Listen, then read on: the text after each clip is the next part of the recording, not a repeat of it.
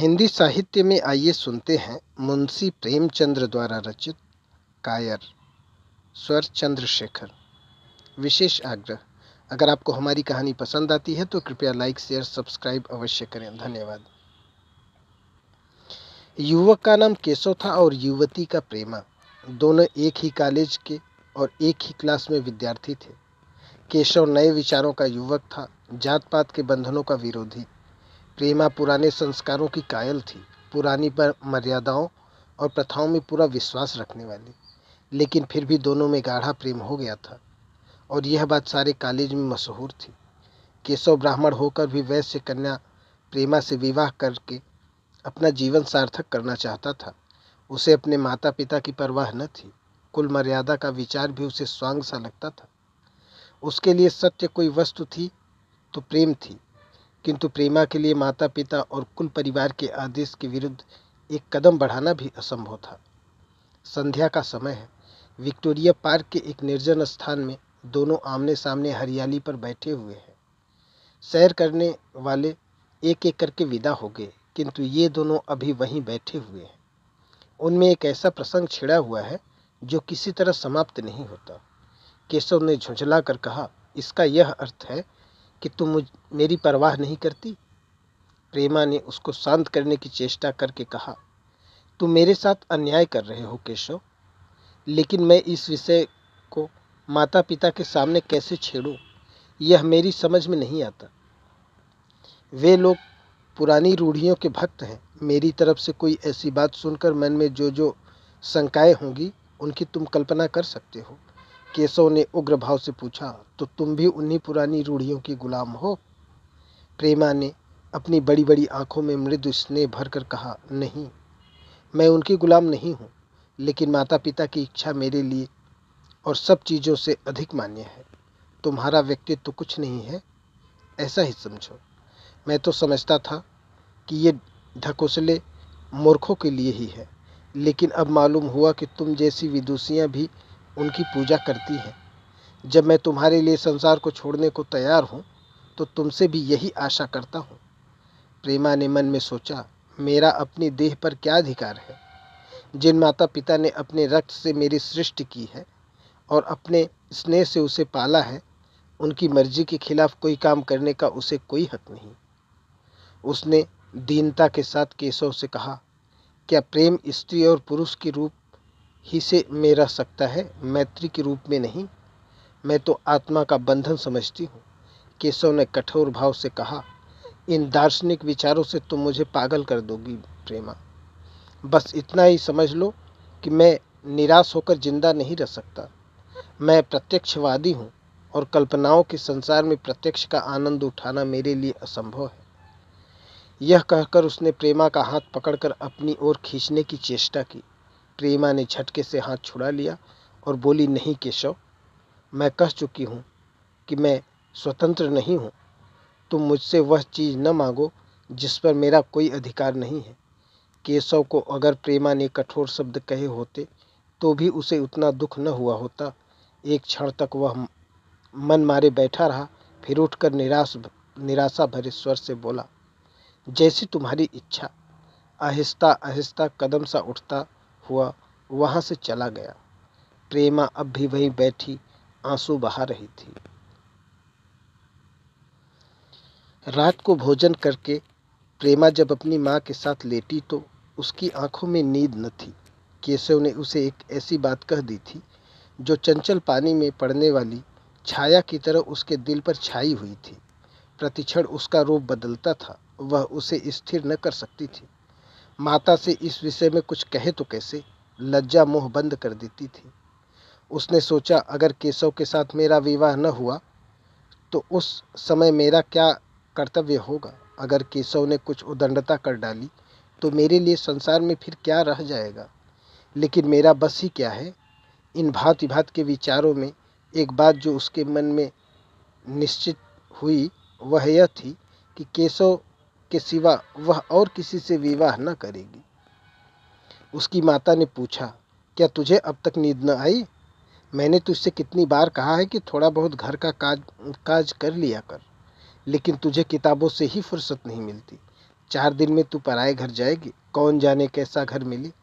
अगर कुछ काम करने की आदत न रही तो कैसे निभा होगा। प्रेमा ने भोलेपन से कहा, मैं पराए घर जाऊंगी ही क्यों। माता ने मुस्कुराकर कहा, लड़कियों के लिए यही तो सबसे बड़ी विपत्ति है बेटी। माँ बाप की गोद में पलकर ज्यों ही सयानी हुई दूसरों की हो जाती है। अगर अच्छे प्राणी मिले तो जीवन आराम से कट गया, नहीं तो रो रो कर दिन कटता है। सब कुछ भाग्य के अधीन है। अपनी बिरादरी में तो मुझे कोई घर भाता ही नहीं। कहीं लड़कियों का आदर नहीं, लेकिन करना तो बिरादरी में ही पड़ेगा। न जाने यह जात पात का बंधन कब टूटेगा। प्रेमा डरते डरते बोली, कहीं कहीं तो बिरादरी के बाहर भी विवाह होने लगे हैं। उसने कहने को तो कह दिया, लेकिन उसका हृदय कांप रहा था कि माता जी कुछ भांप न जाए। माता ने विस्मय के भाव से पूछा, हिंदुओं में ऐसा हुआ है कहीं। फिर उसने आप उस प्रश्न का जवाब भी दिया, और 2-4 जगह ऐसा हो भी गया तो उससे क्या होता है। प्रेमा ने इसका कुछ जवाब न दिया। भय हुआ कि माता कहीं उसका आशय समझ न जाए। उसका भविष्य एक अंधेरी खाई की तरह उसके सामने मुंह खोले खड़ा था, मानो उसे निगल जाएगा। उसे न जाने कब नींद आ गई कर उठी तो उसके मन में एक विचित्र साहस का उदय हो गया था। सभी महत्वपूर्ण फैसले हम आकस्मिक रूप से कर लिया करते हैं, मानो कोई दैवी शक्ति हमें उनकी ओर खींच ले जाती है। वही हालत प्रेमा की थी। कल तक वह माता पिता के निर्णय को मान्य समझती थी, पर संकट को सामने देखकर उसमें उस वायु की हिम्मत पैदा हो गई थी जिसके सामने कोई पर्वत आ गया हो। वही मंद वायु प्रबल वेग से पर्वत के मस्तक पर चढ़ जाती है और उसे कुचलती हुई दूसरी तरफ जा पहुंचती है। प्रेमा मन में सोच रही थी कि मानो यह देह माता पिता की है, किंतु आत्मा तो मेरी है। मेरी आत्मा को जो कुछ भुगतना पड़ेगा वह इसी देह से तो भुगतना पड़ेगा। अब वह इस विषय में संकोच करना अनुचित ही नहीं, घातक समझ रही थी। अपने जीवन को क्यों एक झूठे सम्मान पर बलिदान करे। उसने सोचा, विवाह का आधार अगर प्रेम न हो तो वह देह का विक्रय है। आत्मसमर्पण क्यों बिना प्रेम के भी हो सकता है। इस कल्पना ही से कि न जाने किस अपरिचित युवक से उसका विवाह हो जाएगा, उसका हृदय विद्रोह कर उठा। वह अभी नाश्ता करके कुछ पढ़ने जा रही थी कि उसके पिता ने प्यार से पुकारा, मैं कल तुम्हारे प्रिंसिपल के पास गया था, वे तुम्हारी बड़ी तारीफ कर रहे थे। प्रेमा ने सरल भाव से कहा, आप तो यूं ही कहा करते हैं। नहीं, सच। यह कहते हुए उन्होंने अपनी मेज की दराज खोली और मखमली चौखटों में जड़ी हुई एक तस्वीर निकालकर उसे दिखाते हुए बोले, यह लड़का आईसीएस के इम्तिहान में प्रथम आया है। इसका नाम तो तुमने सुना होगा। बूढ़े पिता ने ऐसी भूमिका बांध दी थी कि माँ उनका आशय न समझ सकी, लेकिन प्रेमा भांप गई। उनका मन तीर की भांति लक्ष्य पर जा पहुंचा। उसने बिना तस्वीर की ओर देखे ही कहा, नहीं, मैंने तो उनका नाम नहीं सुना। पिता ने बनावटी आश्चर्य से कहा, क्या तुमने उसका नाम नहीं सुना? आज के दैनिक पत्र में उसका चित्र और जीवन वृत्तांत छपा है।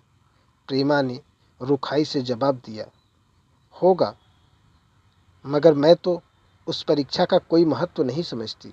मैं तो समझती हूँ कि लोग इस परीक्षा में बैठते ही वे पल्ले सिर के स्वार्थी हो जाते हैं। आखिर उनका उद्देश्य इसके सिवा और क्या होता है कि अपने गरीब निर्धन दलित भाइयों पर शासन करें और खूब धन संचय करें। यह तो जीवन का कोई ऊंचा उद्देश्य नहीं है।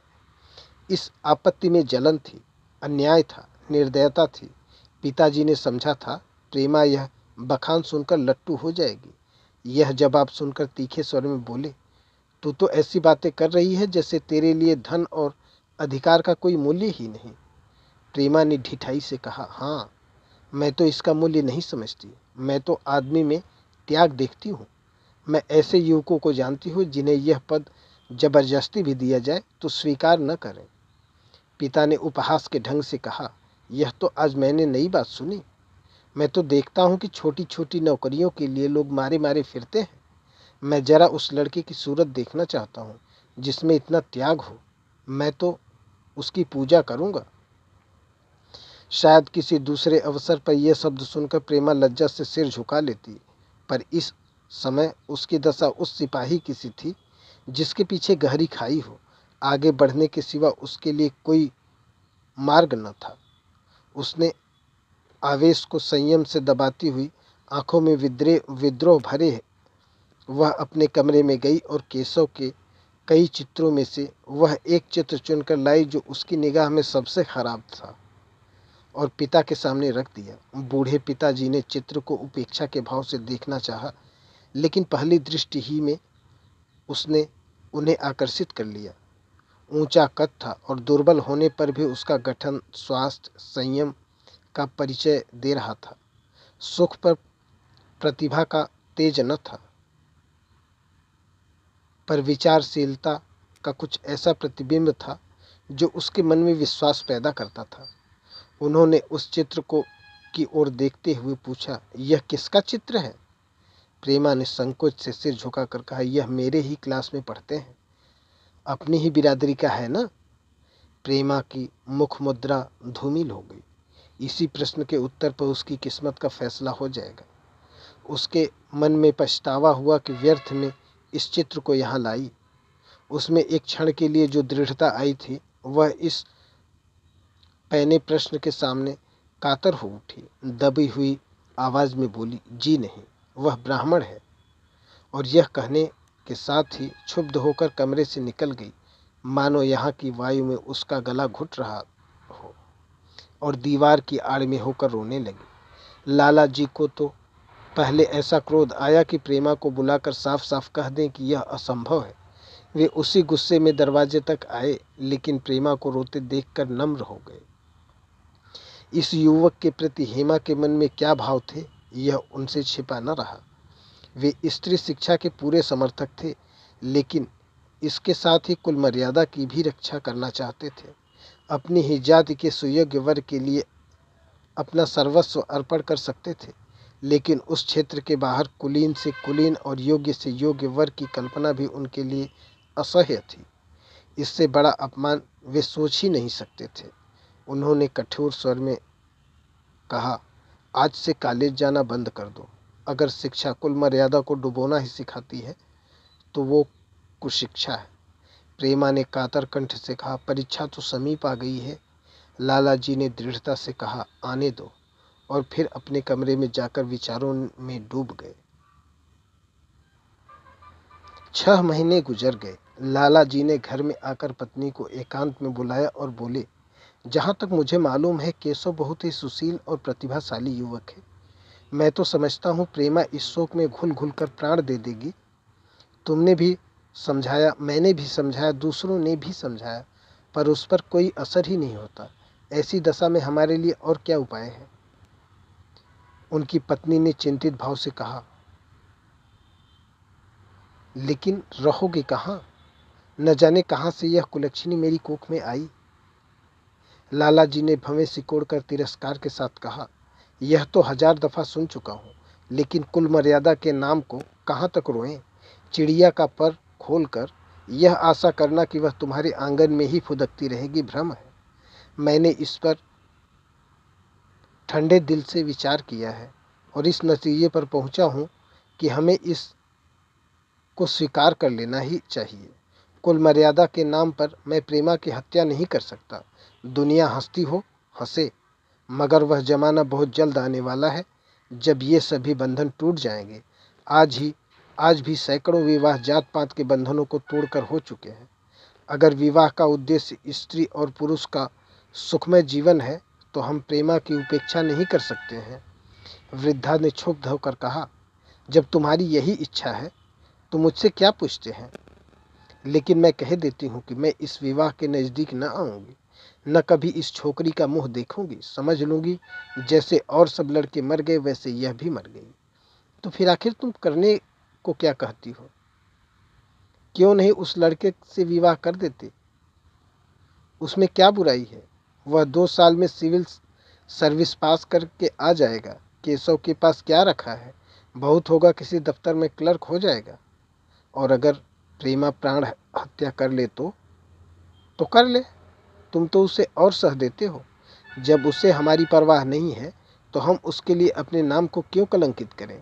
प्राण हत्या करना कोई खेल नहीं है, यह सब धमकी है। मन घोड़ा है, जब तक उसे लगाम न दोगे वो हाथ न रखने देगा। जब उसने मन का यह हाल है तो कौन कहे केशव के साथ भी जिंदगी भर निवाह करेगी। जिस तरह आज उससे प्रेम है उसी तरह कल दूसरे से हो सकता है। तो क्या पत्ते पर मांस बिकवाना चाहते हो?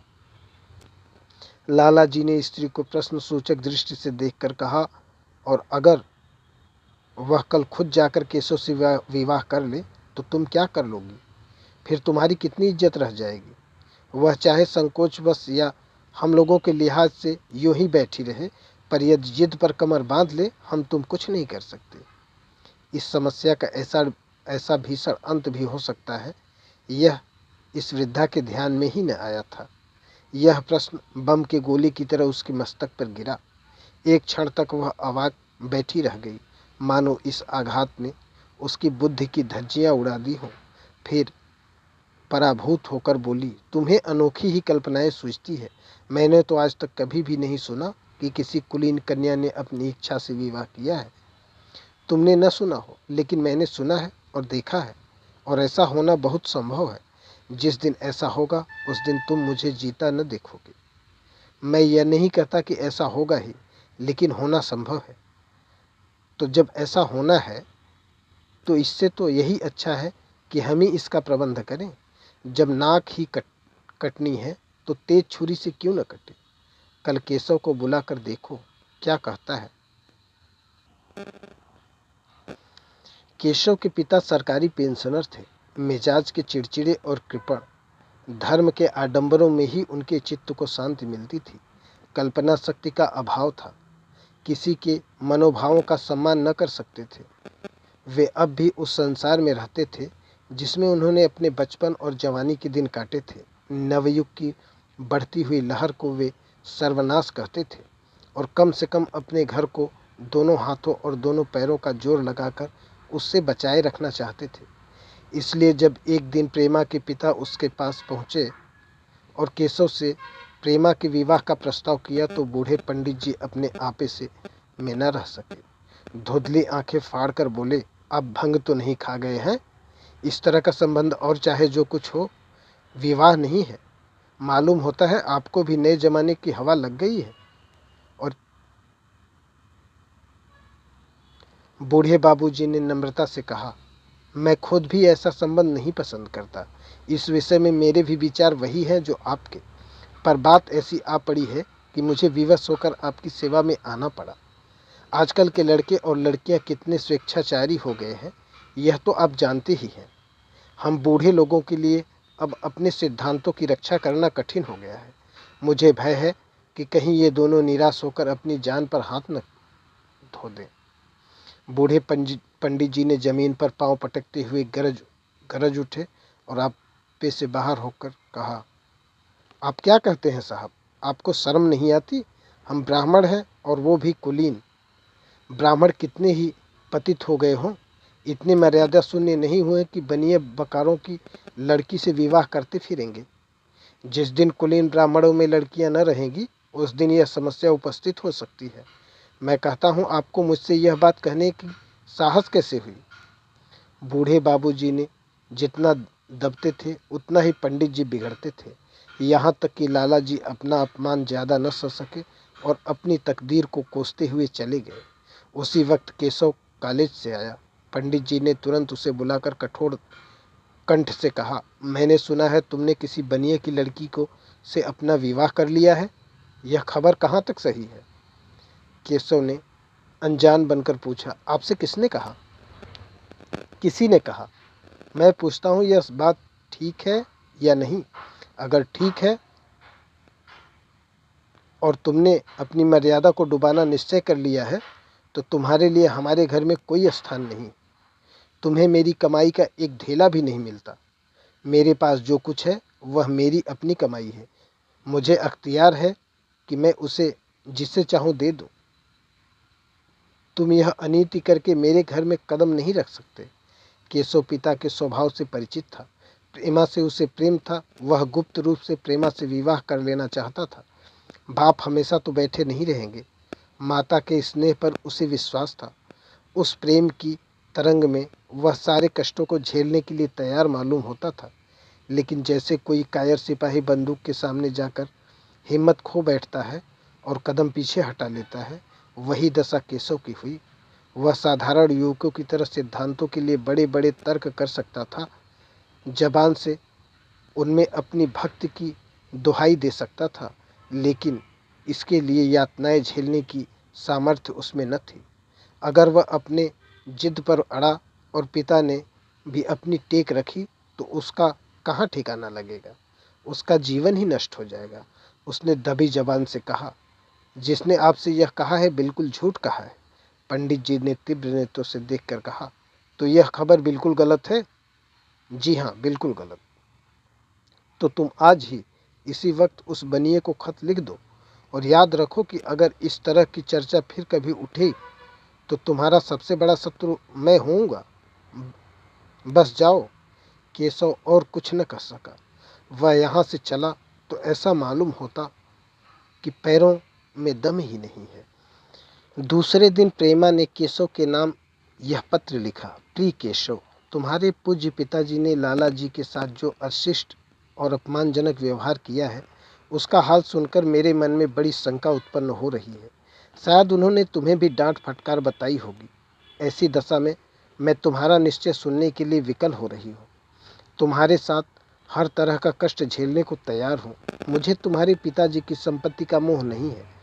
मैं तो केवल तुम्हारा प्रेम चाहती हूँ और उसी में प्रसन्न हूँ। आज शाम को यहीं आकर भोजन करो। दादा और माँ दोनों तुमसे मिलने के लिए बहुत इच्छुक हैं। मैं वह स्वप्न देखने में मग्न हूँ जब हम दोनों उस सूत्र में बंध जाएंगे जो टूटना नहीं जानता, जो बड़ी बड़ी विपत्ति से भी अटूट रहता है। तुम्हारी प्रेमा। संध्या हो गई और इस पत्र का कोई जवाब न आया। उसकी माता बार बार पूछती थी, केशव आए नहीं? बूढ़े लाला भी द्वार की ओर आंख लगाए बैठे थे। यहाँ तक कि रात के 9 बज गए, पर न तो केशव ही आए न उनका पत्र। प्रेमा ने मन में भांति भांति के संकल्प विकल्प उठ रहे थे। कदाचित उन्हें पत्र लिखने का अवसर न मिला होगा, या आज आने की फुर्सत न मिली होगी। कल अवश्य आ जाएंगे। केशव ने पहले उसके पास जो प्रेम पत्र लिखे थे उन सबको उसने फिर पढ़ा। उनके एक एक शब्द से जो अनुराग टपक रहा था, उनमें कितना कंपन था, कितनी विकलता, कितनी तीव्र आकांक्षा। फिर उसे केशव के विवाह की याद आए जो उसने सैकड़ों ही बार कहे थे।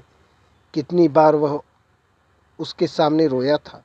इतने प्रमाणों के होते हुए निराशा के लिए वहाँ स्थान ही न था, मगर फिर भी सारी रात उसका मन जैसे सूली पर टंगा रहा। प्रातःकाल केशव का जवाब आया। प्रेमा ने कांपते हुए हाथों से पत्र लेकर पढ़ा। पत्र हाथ से गिर गया। ऐसा जान पड़ा मानो उसकी देह का रक्त स्थिर हो गया हो। लिखा था, मैं बड़े संकट में हूँ कि तुम्हें क्या जवाब दूँ। मैंने इधर इस समस्या पर खूब ठंडे दिल से विचार किया है और इस नतीजे पर पहुंचा हूँ कि वर्तमान दशाओं में मेरे लिए पिता की आज्ञा की उपेक्षा करना दुस्सह है। मुझे कायर न समझना, मैं स्वार्थी भी नहीं हूँ, लेकिन मेरे सामने जो बाधाएं हैं उन पर विजय पाने की शक्ति मुझ में नहीं है। पुरानी बातों को भूल जाओ। उस समय मैंने इन बाधाओं की कल्पना भी न की थी। प्रेमा ने एक लंबी गहरी जलती हुई सांस खींची और उस खत को फाड़कर फेंक दिया। उसकी आंखों से अश्रुधार बहने लगी। जिस केशव को उसने अपने अंतःकरण में वर लिया था, वह इतना निष्ठुर हो जाएगा इसकी उसको रत्ती भर भी आशा न थी। ऐसा मालूम पड़ा मानो अब तक वह कोई सुनहरा स्वप्न देख रही थी, पर आंख खुलने पर वह सब दृश्य अदृश्य हो गया। जीवन में जब आशा ही लुप्त हो गई तो अब अंधकार के सिवा और क्या रहा। अपने हृदय की सारी संपत्ति लगाकर उसने एक नाव लदवाई थी। वह नाव जलमग्न हो गई। अब दूसरी नाव कौन कहाँ से लदवाए। अगर वह नाव टूटी है तो उसके साथ वह भी डूब जाएगी। माता ने पूछा, क्या केशव का पत्र है? प्रेमा ने भूमि की ओर ताकते हुए कहा, हाँ, उनकी तबीयत अच्छी नहीं है। इसके सिवा वह और क्या कहे। केशव की निष्ठुरता और बेवफाई का समाचार कहकर लज्जित होने का साहस उसमें न था। दिन भर वह घर के काम धंधों में लगी रही, मानो उसे कोई चिंता ही नहीं है। रात को उसने सबको भोजन कराया, खुद भी भोजन किया और बड़ी देर हारमोनियम पर गाती रही। मगर सवेरा हुआ तो उसके कमरे में उसकी लाश पड़ी हुई थी। प्रभात की सुनहरी किरणें उसके पीले मुख को जीवन की प्रभात प्रदान कर रही थी। धन्यवाद।